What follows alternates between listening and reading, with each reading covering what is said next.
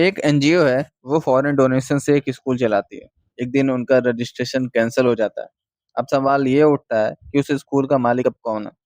ये वीडियो इसी सवाल का जवाब है। चलिए एफसीआरए अमेंडमेंट बिल 2026 को आराम से देखते हैं, वो भी इजी लैंग्वेज में। अब एफसीआरए है क्या?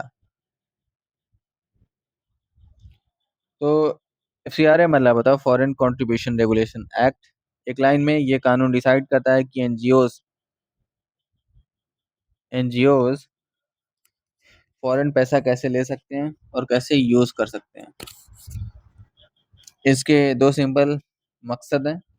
फॉरेन पैसा ट्रैक हो सके और नेशनल सिक्योरिटी के साथ कोई कॉम्प्रोमाइज ना हो। लेकिन यही प्रॉब्लम थी कि अगर एनजीओ का रजिस्ट्रेशन कैंसिल हो जाए तो उनके पैसों को और प्रॉपर्टी का क्या होगा। तो इसमें क्लैरिटी नहीं थी, इसलिए 2026 का अमेंडमेंट यही गैप को फिल करता है।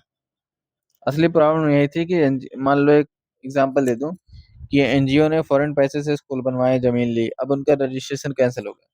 तो सवाल ये है कि ये प्रॉपर्टी अब किसकी है? एनजीओ की है, सरकार की है, किसी की नहीं है।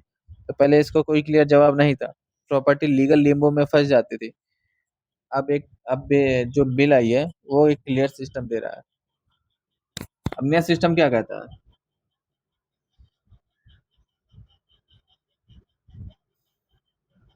सरकार एक नया बॉडी बनाती है, एक नया डेजिग्नेटेड अथॉरिटी।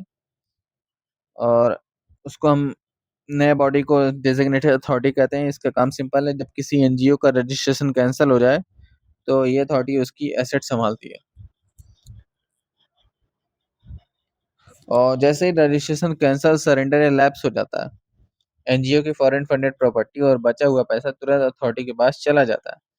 ये परमानेंट नहीं होता, सिर्फ टेम्पोररी होल्ड होती है। अब दो रास्ते हैं। पहला रास्ता है रिस्टोरेशन।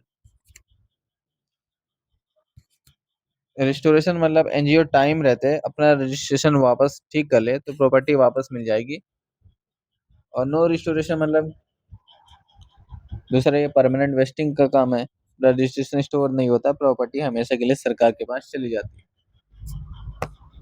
अब आता है परमानेंट होने के बाद क्या होता है। सरकार के पास तीन ऑप्शंस होते हैं। किसी सरकारी बॉडी को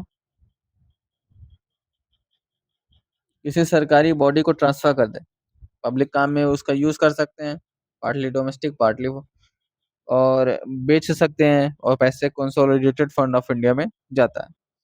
फिर मिक्स्ड पैसा वाला केस। कभी कभी property half foreign half domestic पैसों से बनी होती है, और इसका रूल यही है कि पूरी प्रॉपर्टी टेक ओवर होगी जब तक एनजीओ खुद प्रूफ ना दे कि कुछ हिस्सा प्योरली अपने देश के पैसों से बना था। यानी प्रूफ देना एनजीओ की जिम्मेदारी है, सरकार की नहीं। अब आता है एक धार्मिक स्थान वाला, protection for place of worship. Important exception ये है कि अगर प्रॉपर्टी एक मंदिर, मस्जिद, चर्च या गुरुद्वारा है तो उसका रिलीजियस कैरेक्टर कभी नहीं बदलेगा। सरकार उसे सेकुलर नहीं बना सकती, कन्वर्ट नहीं कर सकती, ये एक फिक्स्ड रहेगा। फिर रजिस्ट्रेशन खत्म कब माना जाता है?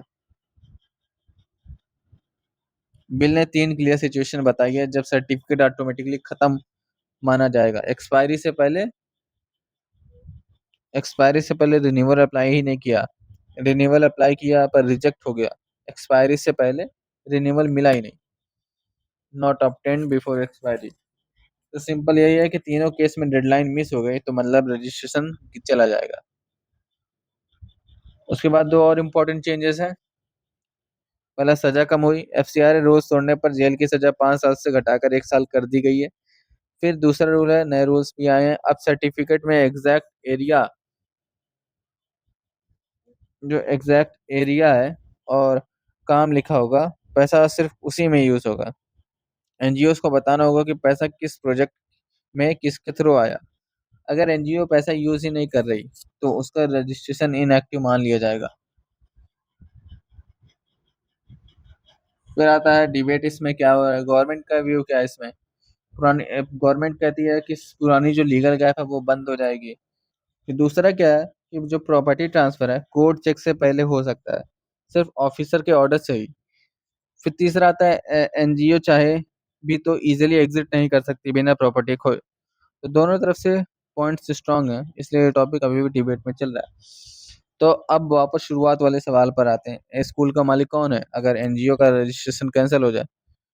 तो अब यही है कि पहले डिजिग्नेटेड अथॉरिटी के पास जाएगा टेम्पोरेरीली, फिर या तो एनजीओ को वापस मिलता है या परमानेंटली सरकार के पास चला जाता है। और ये बिल पुराने लूप होल को बंद करता है, लेकिन पावर बैलेंस एनजीओ से हटाकर सरकार की तरफ शिफ्ट करता है। तो आपको क्या लगता है कमेंट में, ये जरूरी था या नहीं?